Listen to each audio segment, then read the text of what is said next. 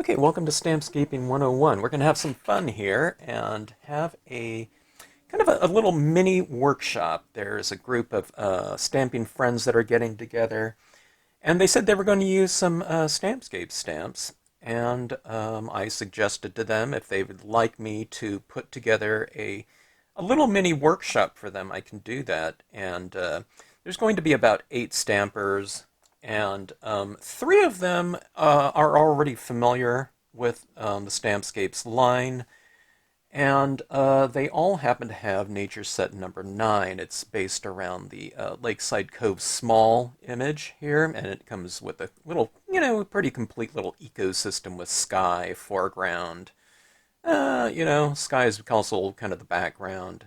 Animals, little canoeist, and foreground in terms of the foliage and the water, like the water lilies and reeds here. Not a real deep space type of thing, but kind of, a complete little system right here.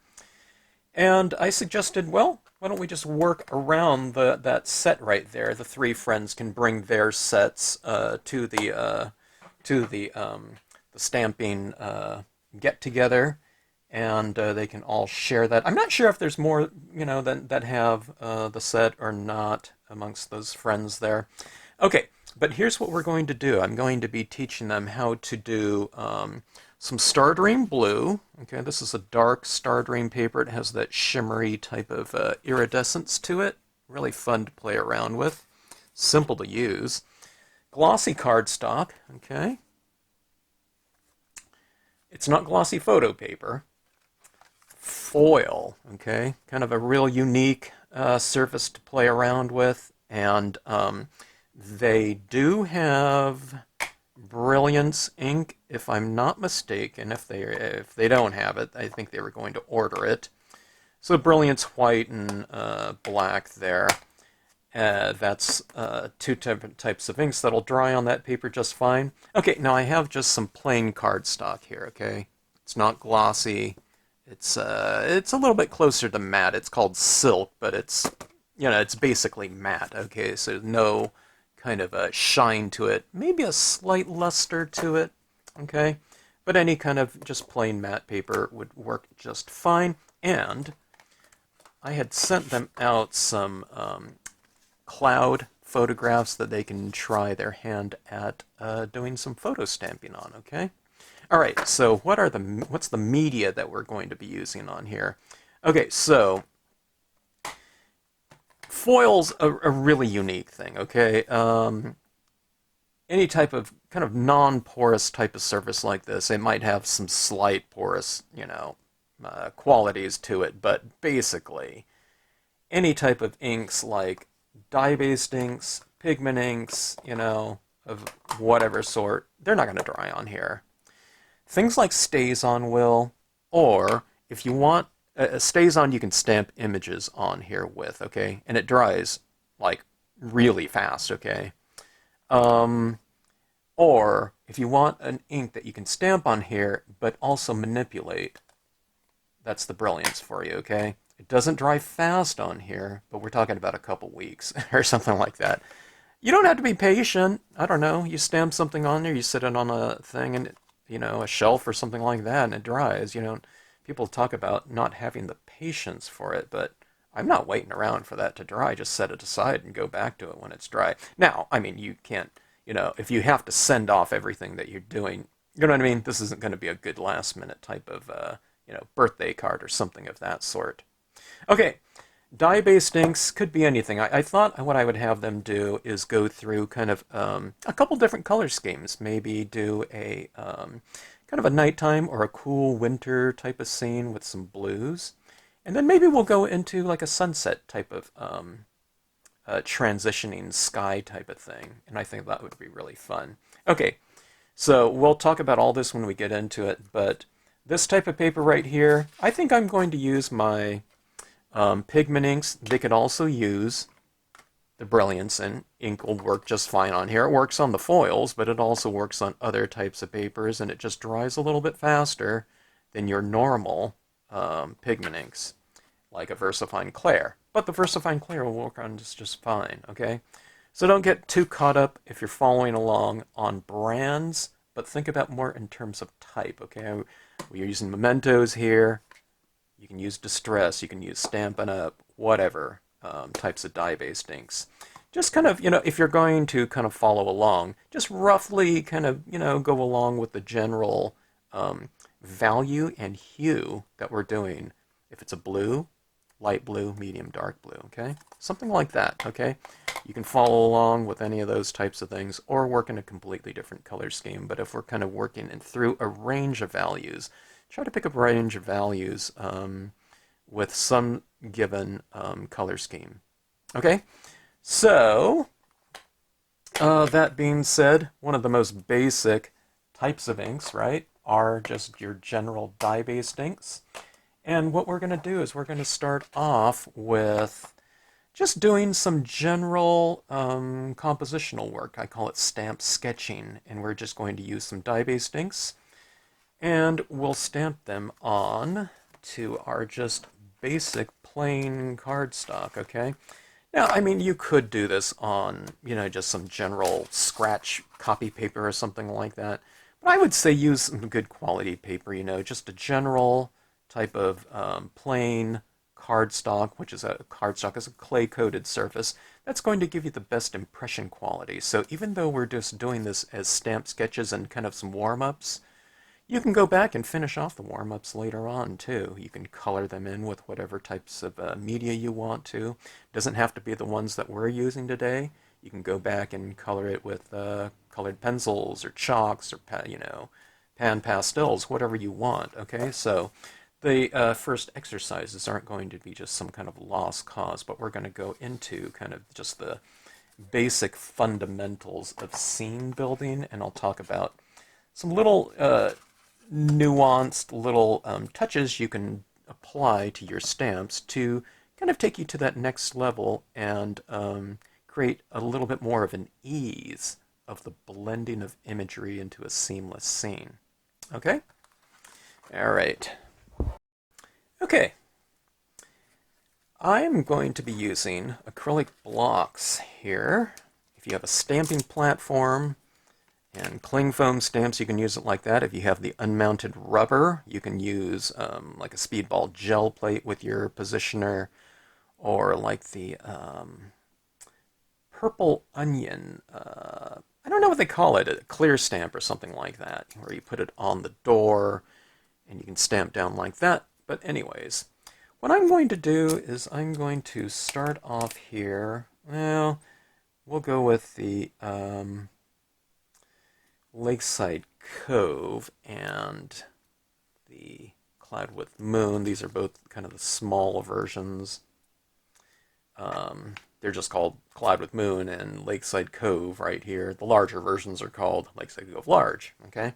But anyways, this is generally how I used to start off all my workshops. We used to keep things simple, okay? There might be a lot more components in a finished scene, okay?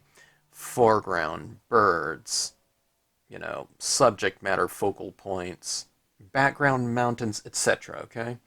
But the easiest thing to start off with, in terms of your approach when starting scenic stamping, especially if someone hasn't done something like that before, I just found it easier just to say, pick out your main image, okay?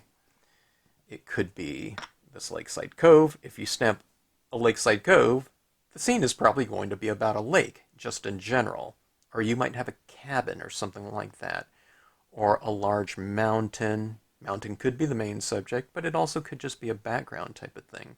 But those types of focal points, here's the larger version of this, by the way, are generally the thing that you work around. So I would usually start off with that, okay? All right, now let's just ink this up. And like I said, this is just regular dye-based ink right here, okay? All right, now let's talk about some specifics right here, too. I have, let me just show you the larger version of the stamp so you can see it a little bit better with this indexing here. I have these little dot patterns right in here, there for a reason, okay? I've drawn them in there, to create more resolution and texture in the water. But see how this ends in this hard line right here, okay? I don't want that hard line if I'm stamping it up high like this, okay? It's going to end in a really abrupt line if I stamp it out. Let me just show you right here, okay? See that line right there? It's not real visible like that, but if I'm using a lot of thick ink or something like that, and I really, give it a strong, line down there, it can create a pretty strong line right here, especially if this water is going to be very light. If it's going to be a moonlight scene or a, I don't know, no moon scene, and it's going to be super dark, then you don't need to do what I'm doing here. But I just find it's good practice just in general. If you don't want some harsh line to be on something, then don't stamp it. So what you do is you just wipe off this. I'm going about a ½ inch right here. Take off more than you think, just in general. It depends how wet your pad is too, okay?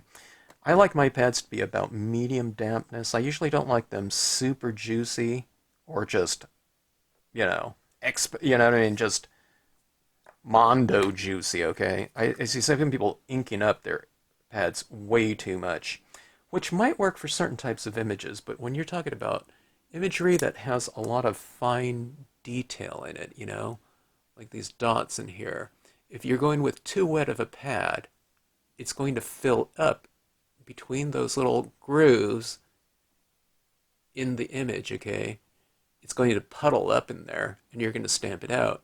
And instead of these separate little stippled dots or textures, those are all going to be filled in, okay?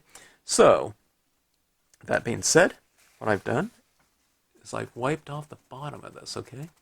Now, we're just going to position this. We'll do this many different ways. We'll do several different stamp sketches here, okay?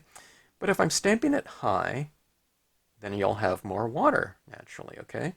If you stamp in the middle, it'll be equal. Stamp it low, then you'll be featuring more sky. So it's really whatever you want. That's the same thing for the horizontal, okay? Now this stamp right here, it doesn't fit the entire card like the larger one would. It goes pretty much side to side. That's how I've based these sizes around on the the quarter page scene. But the smaller one right here, let's just go about right here. I'll just center it. I mean, you can put it off center too. Stamp it out like that, and you can see down at the base, you can barely see any dots right down here because I've wiped it off. You can see it's a lighter version. Let me see if I can get this to focus here.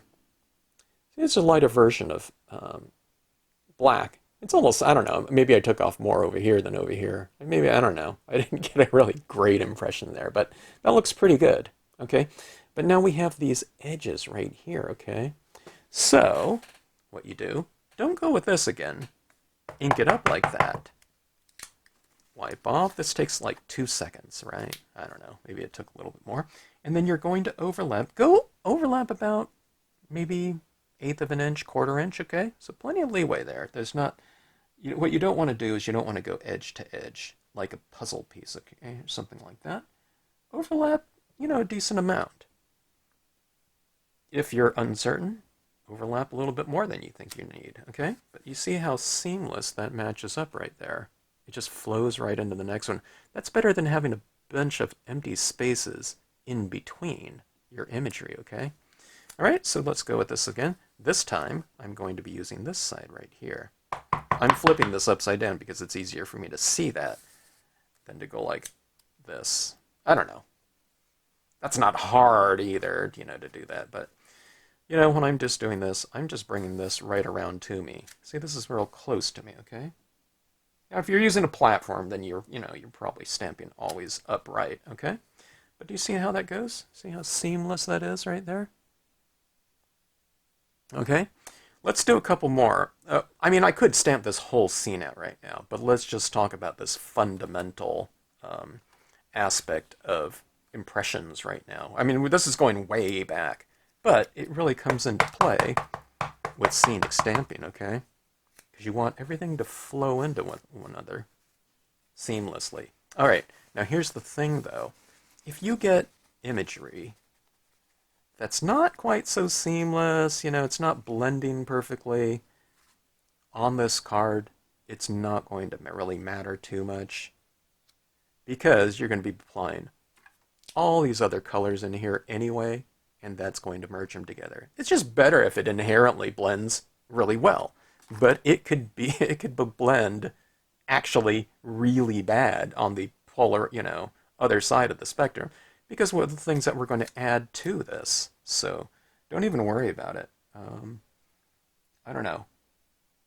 I don't worry about it with mine. And you might think, well, you're kind of like an expert at it.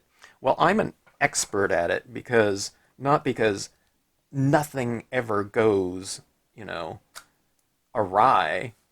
I know what to do with, I don't know, kind of mishaps and things like that. Things that don't work out really so great, especially when I'm testing out some new things. I just know how to pull things out through some fundamentals, and we're going to talk about all of that when it goes into it. I talk about it all the time, but a lot of times people don't believe me. They think, oh, okay, you're just inherently, whatever and everything. But I don't know, if they're not watching the video, or if they're watching the videos, they'll know that, I don't know, midway through a lot of my scenes, I don't know, a lot of them don't look like they're going to happen. But I just know that when you do certain things, splatter paint or whatever, it all just comes together in the end. Okay, so anyways, see how this goes? This is a horizontal, vertical, portrait, landscape format, but look how, see how these things would all just blend together like this? You can put this just about anywhere on here, like that. See that? How it blends together? I'm not going to be blending these two together. I'm just saying, just in general, about how you overlap images. You can bring all that together. All right, now this is just an aside. We're not going to do this on these scenes right here because I don't want to go into an infinite number of possibilities. But let's say when you ink this up like this, okay? Let's say we just don't ink up those reflections down here, okay? Like that. Those reflections down there are the things that make this into a water scene. But sans the reflections down there, there's nothing to be said. This can't be a meadow. I would just stamp some grass in here, grass textures, and this is just rocks and pines, okay, in the distance. And you don't have those reflective types of qualities in the water, which says that's water. So this could be just a complete meadow scene. I have a video on that. Okay, now let's go into using the same stamp, but let's use it with pines and rocks here, okay? This creates a certain amount of space and distance, I have this kind of cove coming out in perspective.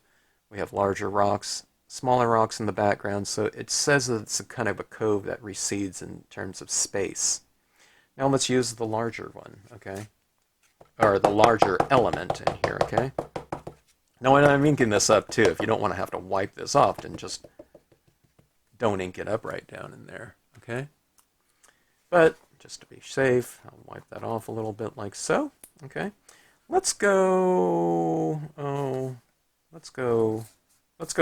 horizontal on this one right here.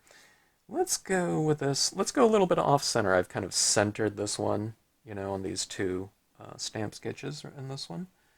Let's go about right here. Let's kind of play kind of the rule of thirds type of thing. Rule of thirds means you kind of break up a card and you kind of position things on those third, I don't know, what do you call it? It's not the axis, but I don't know, I forget. On those lines, by dividing things up into thirds. Okay, this is the pines and rocks. Small here. Actually, this one's called small. It's because I came out with the pines and rocks and I didn't call it large. This came out later. Okay, so that is inked up. Is it inked up enough? I didn't even re-ink my black pad here. This is dye-based inks, by the way, but you can use a pigment ink, but certain types of pigment inks, if you color it with certain types of things, they might be prone to smearing, okay? Now remember, we are on the matte cardstock here. We're not on the glossy. Okay, so larger pines and rocks. I'm going down a little bit. Usually when you have something closer to you. It's lower in the horizon, okay? All right, so there's that pines and rocks, okay? I mean, there's nothing to be said that can end right there, and I can have this over here, and there could be like this little inlet here for a cove, so you can do something like that as well. But let's just overlap a little bit here, okay? Okay, see how that's going like this? Now look at this right here. This ends right there. That could be open, like there's this little kind of outcropping of rocks right here, or, you know, it's going around a certain lake. This could be lake in the background here, too, if I put other, you know, another cove back up there. Um, but I can add this right here and have larger trees still continuing out, but you can also have this smaller one back here, right? So it looks like it goes close, far, or I can have this, and if I stamp it a little bit lower, these ones will look like they're closer to me, okay? So, I mean, there's just an endless number of possibilities in terms of your usage of these types of images, okay?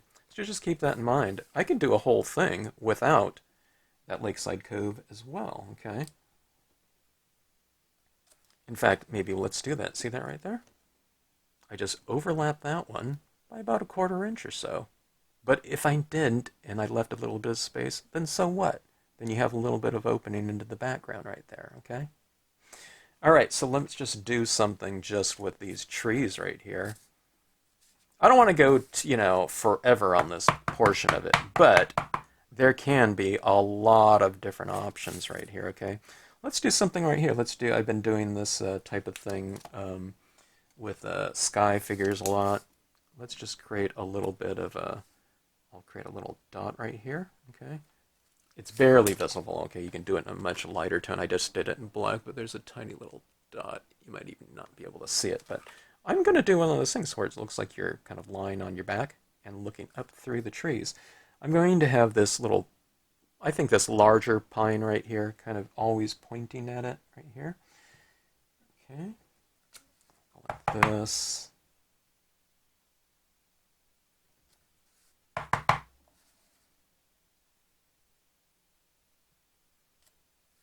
I noticed a lot of companies, this image, there's actually a stamp now that's only the surrounding amount of trees, which is, I don't know, I mean, it's cool. I really like this type of thing, but it's really limiting in terms of, you know, because you're stuck with that kind of that format. And some of them didn't even have it pointing at the same focal, you know, vanishing point. So all the trees are out of, you know, kind of out of kind of alignment. Now this one isn't great in terms of alignment because I have these trees that are all going parallel, but I think you get kind of the point right here. Anyway, so here's some trees. It looks like you're kind of looking up at the sky, right? Okay. Quite a different usage than something like this, all right? This would look great too if you're just doing trees down here like this, okay? Let's do one of those. This is really fast right here. I had always recommend kind of playing around with this, doing stamp sketches, okay? Now here's what I like to do. If I'm putting these across like this, I like to change my height a little bit like that. I don't like to go picket fence, stamp, stamp, stamp, stamp, stamp, like that, okay? So let's change our height a little bit. Let's change our spacing a little bit more, like that. I'll put some space in between. And then you can just have trees in the foreground. It could be a beautiful sunset in the background. You can brayer a sunset type of thing. You can put a moon back here, you know, from, you know, the set. You can just put some colors back there. You could stamp this on gold metallic and have a quote up there. Or it could be on this, it could be on a photo paper, whatever, right? And you can just put a quote up here, and that looks really effective in terms of the finished piece. Okay? You know, you'd mount it and things like that and format it into a card or whatever, but I'm just talking about just the general composition. Okay, so we have our main imagery stamped out, right? This is the same for any set. If you're working around a cabin, the larger version of this, whatever. If it has a sky figure, you can put it in there. But you can also put in foreground types of imagery too. Things in the sky, birds, whatever. There's some subject matter in terms of a little solo canoeist or whatever in here. So let's do some of that right now. And let's learn about how to push depth within this scene, okay? Okay, let's start off here. Let's go with, okay, now there's a lot of different ways you can do this now, okay? So let me say that first. Okay, so here's my theory. If this is going to be like a nighttime scene, let's say we're lying on our back looking up at the sky, at the moon, okay? It's summertime and we're camping out or whatever, and there's a full moon that night, all right? If I'm thinking about just a general color scheme, you can go with whatever color scheme you really want. But let's say just a really, I don't know, kind of typical one would be blue. Okay, this is going to be a blue nighttime cooler tone scene. You know, generally nighttime's not going to be reds, oranges, and yellows or something like that. Okay, but let's just grab a dark blue. Could be a medium blue, but there's a little bit more contrast with it, a little bit of a darker blue. Okay, let's do something like that here. Okay. I'm just taking my moon stamp right here. Okay. Okay, now let's go back to what we were talking about and what we've learned with our paper towel. This is a rectangle right here, right? You have potentially hard edges on every side. So you're just going into it, wiping off around the edge right here. So what are you doing? You're drawing off the edges and a little bit into the stamp too, like that.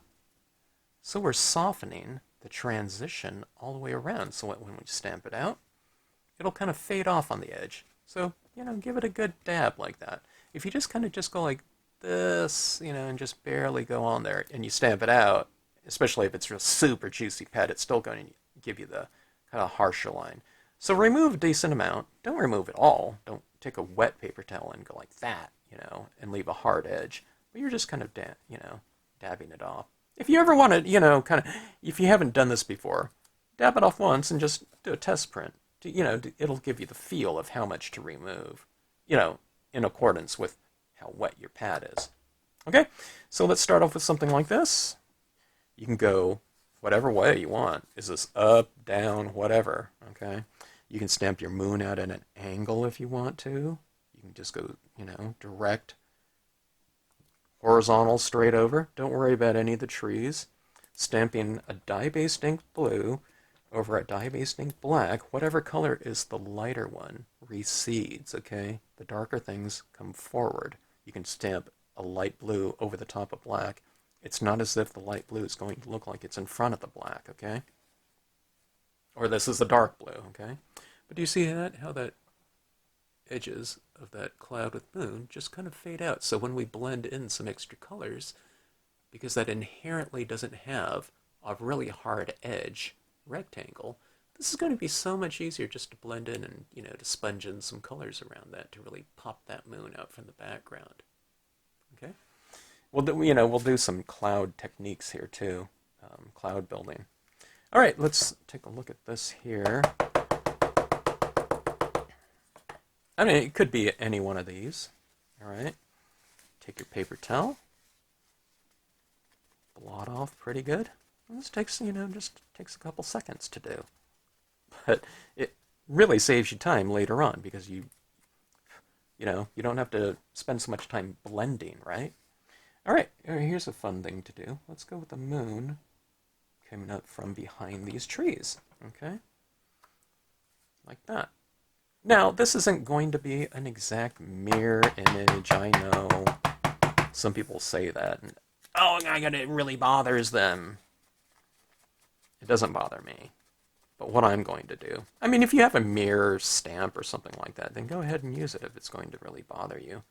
But I just take this moon. I mean, I could just stamp it like this, too. Maybe that would be a little bit more of a mirrored type of thing. Usually I just flipped it upside down and stamped it like that, okay? But here's my moon. Maybe this will, you know, I don't know, maybe will cause that one person a lot less stress. See, what I'm doing is I'm wiping this off right here, where I'm going to be going up into those rocks right there. So I'm wiping off a lot of these clouds right here of my blue. I don't know. There was a lot of black on here because I didn't wash it clean off my stamps the last time. Okay, so there's my moon right there. I'm coming down here, stamping it out. I am stamping it into the rocks. It doesn't matter. Okay. But here's kind of my foundation for this one. I could have, I had it a little bit off like that. But like I said, that's not something that I really worry about. I don't worry about most things when it comes to stamping. I think that stamping is kind of one of those things in life that should just be fun, okay? That's why I don't worry about dropping stamps and stuff like that. If something doesn't come in, or it doesn't seem like it's coming out at the time, I just kind of work the problem. And, I don't know, to me it always comes out at the end. And don't say just for you. If you apply these different types of things that I do, it'll come out for you too. Usually for me, it's about white ink and the white gel pen kind of brings everything together. Okay, so I won't do something on every one of these, okay, because I might want to do a sunset on this later on or something like that, or, I might just want to leave a nice light blue sky up here and blue water down here, put a little bit of color on my rocks or something of that sort, okay? So I'll leave the moon, out of some of these stamp sketches here, okay? But let's go into some additional elements in here, okay? Let's go with, how about some foreground here? Okay, this will be good. I need to talk about some fundamentals with your smaller types of imagery, okay? Now, I do talk about this in all my different scenes that I do. If you're watching online, I'll talk about all these different fundamentals all the time. But with a small design like this, you have these delicate little reed tops like this, right? Okay. Prone to smashing if you use too much pressure on them. If I take this and I smash it over like that, actually, that doesn't look too bad. Here, let me try to really... Okay, see, I mean, that's an extreme case right there, but you don't want to do something like that, right? So when you're doing this, good even pressure, okay? And it'll come out nice and crisp every time, okay? Now, see, most of my pressure is in this area where it's denser. The little areas out here, if you have in stamping, due to pressure and surface area, if you have areas off to the side like that, or an individual dot, those things will get really large because it doesn't have supporting textures on the outside of it, okay? So that being said, just light, even pressure, okay? All right, so what do you do for this? Now, this isn't all done here, okay? We would bring in some extra colors and blend that in, which we'll do later. But adding some foreground like this, okay? Now, usually I do this later on after I color everything, but I just want to show you kind of the stamp sketching fundamentals right now. You could do it, like I'm doing it right now. But see this? Every time I re-ink, or every time I go for another impression, I'm generally re-inking if I want a good, strong print of it, okay? Now, just in general, for composition, I usually like to leave a little bit of space whenever I'm doing foregrounds. It could be large trees or something like this in the foreground. It could have been the pines and rocks would look great out here as a foreground too, right? But generally, I like to leave a little bit of space that allows for the viewer to enter the scene. It's like a visual lead-in, I call it. Okay. All right, let's go with some more reeds down here. Okay. When I stamp this out too, what I might do is I might change my angle as well as the height. But see how I'm overlapping like this? cluster like that. I mean, you could go for the second print. Here, I'll do it right here. I'll go for a print like that, and I'll go for a print like that. Let's go for a third print. Sometimes when you go with the ghosting like that, you know, the lighter prints. Okay, let's see if I can. The lighter one looks a little bit farther away, right? Even in the foreground. So you create a little bit of depth. See how that's lighter and this one's darker? It creates a little bit of foreground depth like that. Okay? Now you might call that like an advanced technique. It's not an advanced technique. It's just, you know, an extra consideration to do. Okay, but I like the idea of, you know, that those foregrounds like this. I think this will look really good down here. Let's do that right now while we're at it. Okay? All right, now you don't need to follow along, you know, if you have been, you know, with everything that I'm doing here. Just, you know, kind of get the gist in terms of the fundamentals, okay?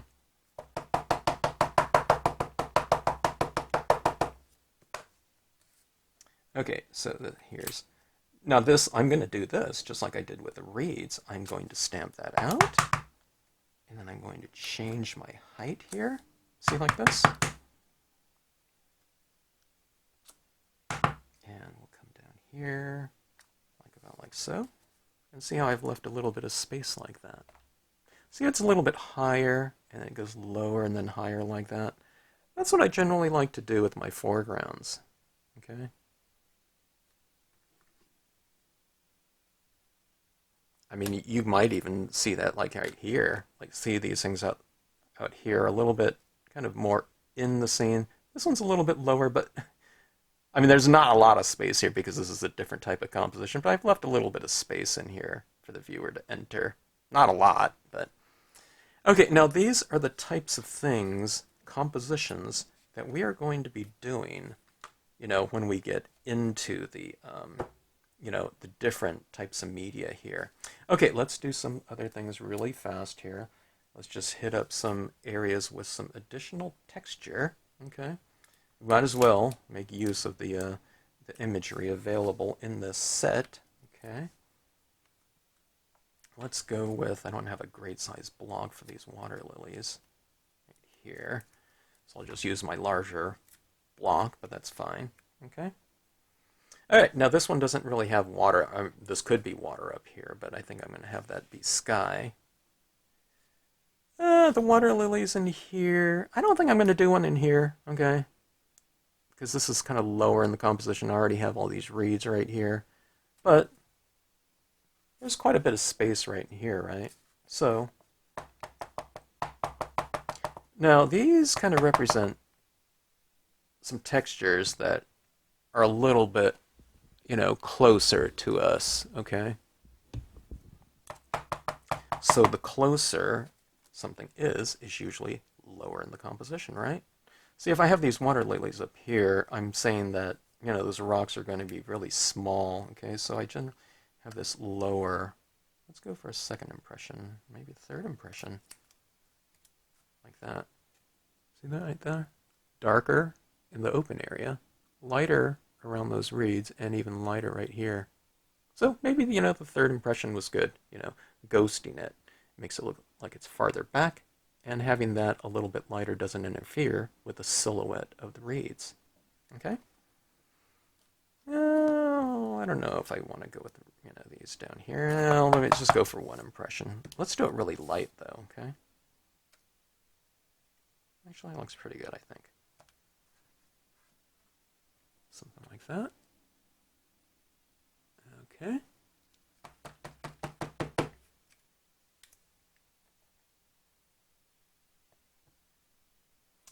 Let's go for a little bit of subject matter here. Let's go for this little solo canoeist. Sometimes when you stamp people or things in scenes like this, it's kind of a transportive experience. You put yourself in the position of that character within the scene. Okay. All right, now where do you stamp something like this? Here's a little figure like that. Okay. You can kind of move them around like this. Now, naturally, they're going to be stamped this way, but if you stamp them a little bit higher and put them against those rocks, what you're saying is by the relationship of that person to the rocks, those rocks are a little bit smaller, but if I stamp him out down here, you're saying that those rocks in the distance are larger by, you know, comparison, okay? But you can put it wherever you want. And something like this, there's no problem. There's plenty of space in there, okay? See that right there? It really kind of creates an instant kind of a focal point of the scene. Are we going to use it in here? Not unless someone's canoeing up in the sky, okay? Let's use that one for the little bird or loon. Let's put this little canoeist like right in the. I like putting things going right across the reflection of light, like a moon or something like that. So I like having birds flying against the night sky like that sometime. Or a tree right in front of my moon. You know, that type of thing. Okay.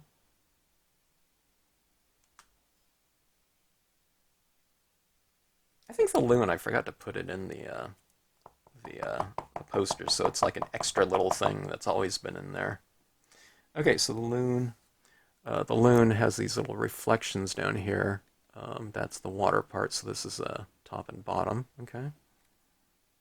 And you put our little loon in there instead, like that, okay? Kind of swimming along, having a good time in its element. I'm not going to put the loon right here next to the canoeist, otherwise we're saying that the canoe is like a toy canoe or something like that, right? Or it's a gigantic loon in relation to our human. Okay.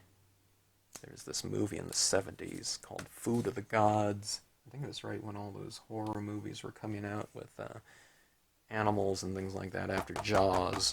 Kind of set out that wave of popularity. But anyways, that gave me nightmares for a while. Food of the Gods. This is called Migration right here. I'm going to blot them off a little bit. I'm stamping them out in black, but I'm going to stamp them out in a little bit of a gray. Actually, I didn't take off enough, so it still looks black, but that's fine. Okay, see that right there? Everything's kind of moving in that direction visually, aren't they?